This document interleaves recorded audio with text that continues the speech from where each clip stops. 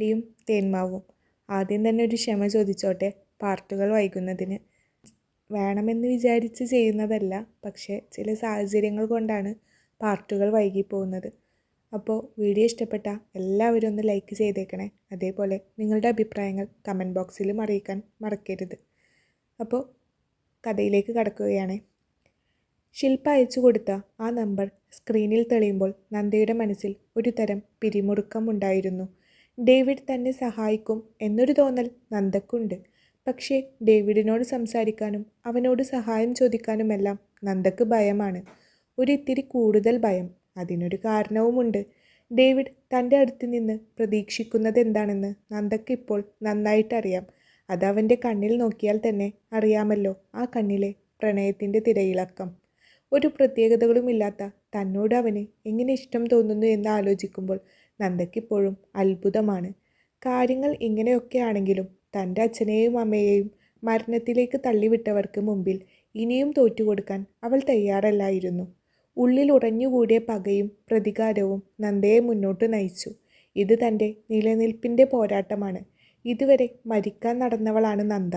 പക്ഷേ മരിക്കാൻ തീരുമാനമെടുത്ത ധൈര്യത്തിൻ്റെ പകുതി പോലും ആവശ്യമില്ല ജീവിച്ചു കാണിച്ചു കൊടുക്കാൻ എന്നവൾക്ക് തോന്നി.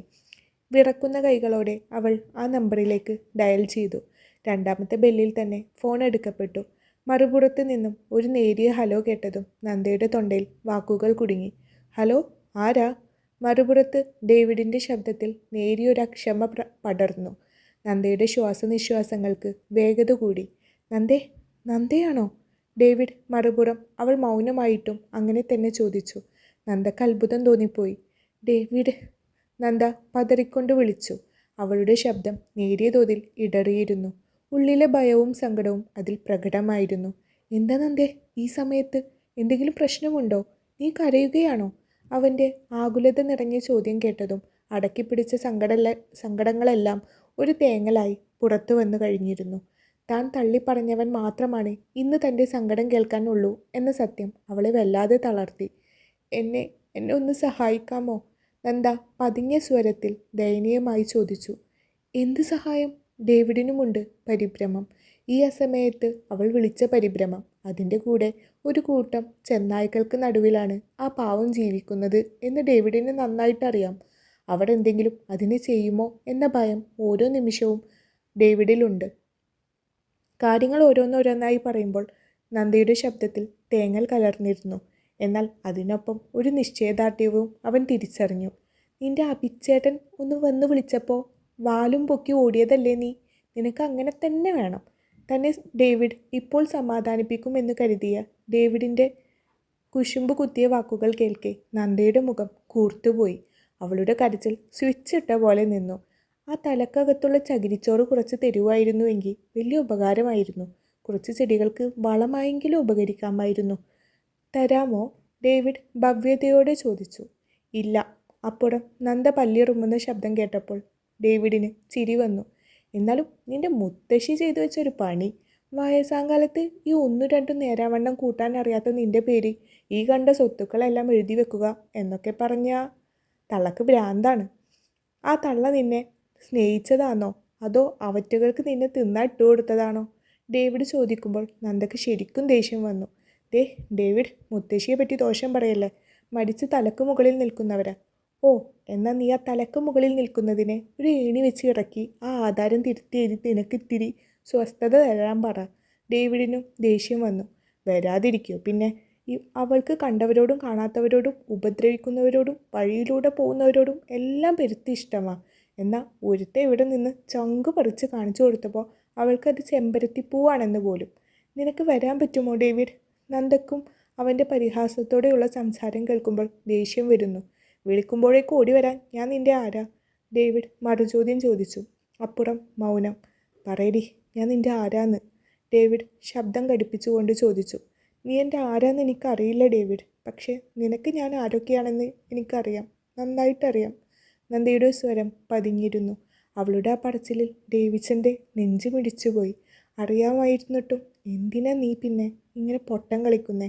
ദേഷ്യവും വന്നു ഡേവിഡ്സന്. നന്ദ ഒന്നും മിണ്ടിയില്ല. അവളുടെ ഉള്ളിൽ എന്താണെന്ന് അവൾ പറഞ്ഞാലല്ലേ അറിയൂ. പോയി കിടന്നുറങ്ങാൻ നോക്കു കൊച്ചേ. ആ ഫോൺ വെക്കുമ്പോൾ വരാമെന്നോ വരില്ല എന്നോ ഡേവിഡ് പറഞ്ഞില്ല. പക്ഷേ നന്ദക്കറിയാം അവൻ വരുമെന്ന്. ആ ഒരു ആശ്വാസത്തിൽ തന്നെയാണ് അവൾ ഉറങ്ങിയതും. പിറ്റേന്ന് രാവിലെ ആ വീട്ടിൽ വല്ലാത്തൊരു നിശബ്ദത തളം കെട്ടി നിന്നിരുന്നു. പുറത്തുപോയി തിരികെ വന്ന നിമിഷയുടെ കയ്യിൽ വക്കീൽ തയ്യാറാക്കിയ ആധാരങ്ങളുണ്ടായിരുന്നു. നന്ദയുടെ പേരിൽ മുത്തശ്ശി എഴുതിവെച്ച സ്വത്തുകൾ തട്ടിയെടുക്കാൻ വേണ്ടി ഉണ്ടാക്കിയ രേഖകൾ. മാധവനും ഭാര്യയും ആ വിശാലമായ ഉമ്മറത്തിട്ട കസേരയിൽ ഇരിക്കുന്നുണ്ട്. നന്ദേ, നിമിഷ ഉറക്കെ വിളിച്ചപ്പോൾ നന്ദ അടുക്കളയിൽ നിന്നും ആ ഉമ്മറത്തേക്ക് ഇറങ്ങി വന്നു. നന്ദ സ്വീകരണ മുറിയിലേക്ക് വന്നപ്പോൾ എല്ലാവരുടെയും കണ്ണുകൾ അവൾക്ക് നേരെ നീണ്ടു. ഇങ്ങോട്ട് വാ നന്ദേ, നിമിഷ ഉറച്ച ശബ്ദത്തിൽ കുറച്ച് മാറി നിൽക്കുന്നവളെ വിളിച്ചു. അവളുടെ വാക്കുകളിൽ ഒരു തരം അധികാര മനോഭാവം നിറഞ്ഞിരുന്നു. നന്ദ ഇതിലൊന്ന് ഒപ്പിട്ടെ. കയ്യിലിരുന്നിരുന്ന മുദ്രപ്പേപ്പർ ആ മേശയിൽ നിരത്തി വെച്ചുകൊണ്ട് നിമിഷ പറഞ്ഞു. എന്തിന്? നന്ദ ശാന്തമായി ചോദിച്ചു. അതൊക്കെ പറയാം, നീ ആദ്യം ഇതൊന്ന് ഒപ്പിടാൻ നോക്ക്. നിമിഷ നന്ദയുടെ മുഖത്തേക്ക് ശ്രദ്ധിക്കാതെ വേഗത്തിൽ ഒരു പേന എടുത്ത് അവൾക്ക് നേരെ നീട്ടി. നന്ദ ഒരടി കൂടെ പിറകിലേക്ക് നീങ്ങി. ഞാൻ എന്തിനാ ഒപ്പിടുന്നതെന്ന് എനിക്കറിയണ്ടേ?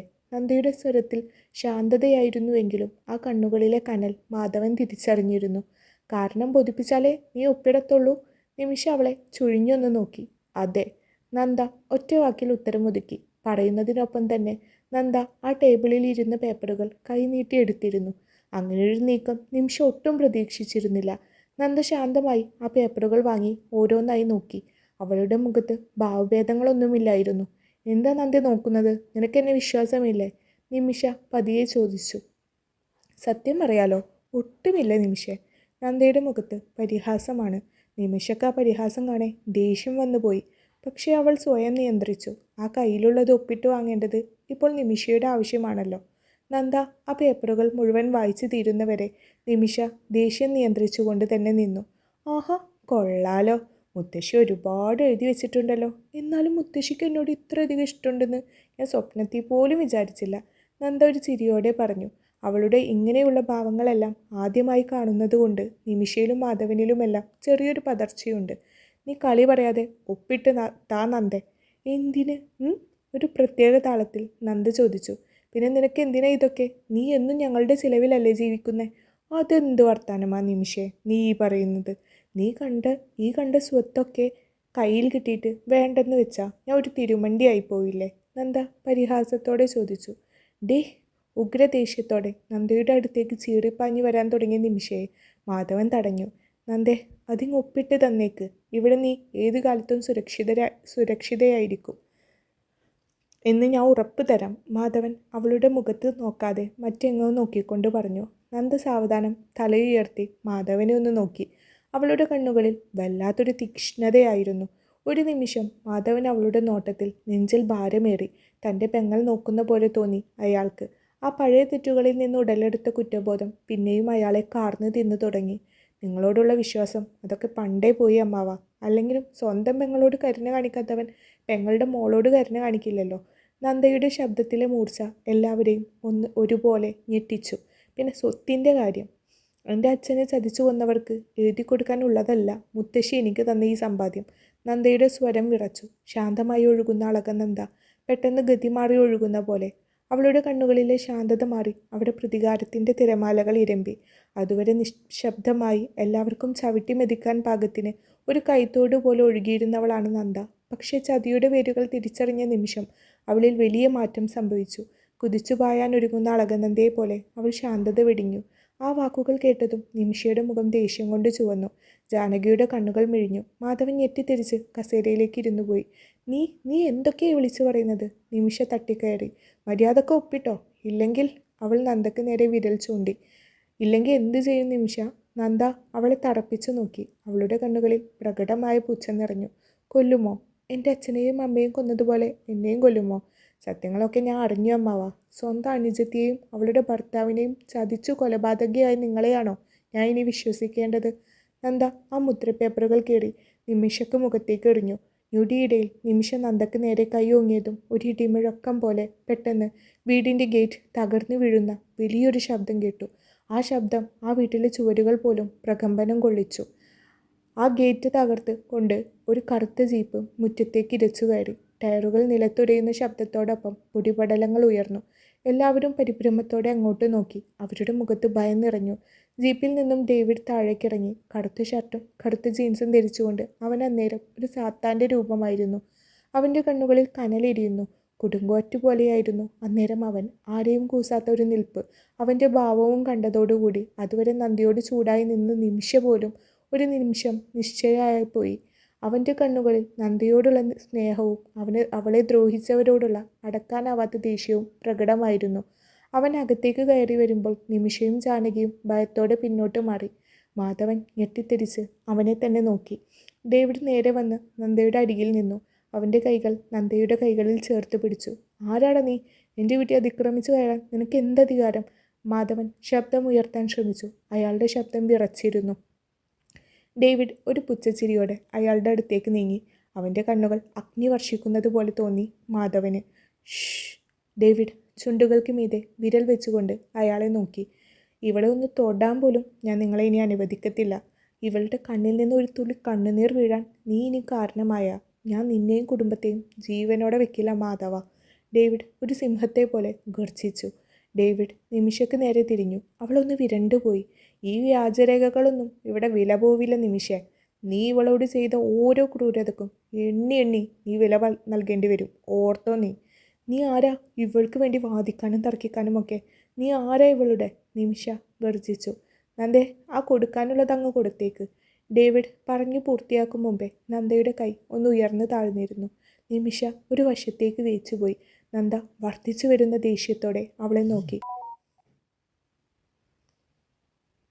മാധവൻ സ്വന്തം കർണത്ത് അടി കിട്ടിയ പോലെ കൈകൾ കവിളിൽ വെച്ചു. ചെളി അടിഞ്ഞുകൂടി നിറത്ത് നദിയുടെ ഒഴുക്ക് നിൽക്കുമെന്ന് നീ വിചാരിക്കല്ലേ നിമിഷേ. തടസ്സങ്ങൾ വരുമ്പോൾ നദി കുതിച്ചൊഴുകാറാ പതിവ്. അതേപോലെ അളകനന്ദയും ഇനി ഒഴുകിത്തുടങ്ങും. ഡേവിഡ് നിമിഷയുടെ മുഖത്തേക്ക് മുഖമടുപ്പിച്ചുകൊണ്ട് പറഞ്ഞു. നന്ദേ, നീ വാ. ഡേവിഡ് അവളുടെ കയ്യിൽ കൂടുതൽ മുറുകെ പിടിച്ചു. എൻ്റെ അച്ഛൻ്റെ പേര് കളങ്കപ്പെടുത്തിയവർക്കുള്ള ശിക്ഷ ഞാൻ തന്നെ നൽകും. ഓർത്തോ നിങ്ങളെല്ലാവരും. നന്ദ മൂവരെയും ദഹിപ്പിക്കും മട്ടിലൊന്ന് നോക്കി. അവളുടെ കണ്ണുകളിൽ പ്രതികാരത്തിൻ്റെ തീജ്വാലകൾ ആളിക്കത്തി. നിമിഷയുടെയും മാധവൻ്റെയും മുഖത്തെ അഹങ്കാരം അസ്തമിച്ചിരുന്നു. അവരുടെ കണ്ണുകളിൽ ഭയവും നിസ്സഹായതയും നിറഞ്ഞു. അവിടെ പുതിയൊരു യുദ്ധം തുടങ്ങുകയായിരുന്നു. നന്ദയുടെയും ഡേവിഡിൻ്റെയും പോരാട്ടം. നീതിക്ക് വേണ്ടിയുള്ള ഒരു പോരാട്ടം തുടരും. സൂര്യകാന്തി. കഥ ഇഷ്ടപ്പെട്ട വീഡിയോ ഒന്ന് ലൈക്ക് ചെയ്തേക്കണേ. നന്ദ ഇച്ചിരി ബോൾഡായില്ലേ?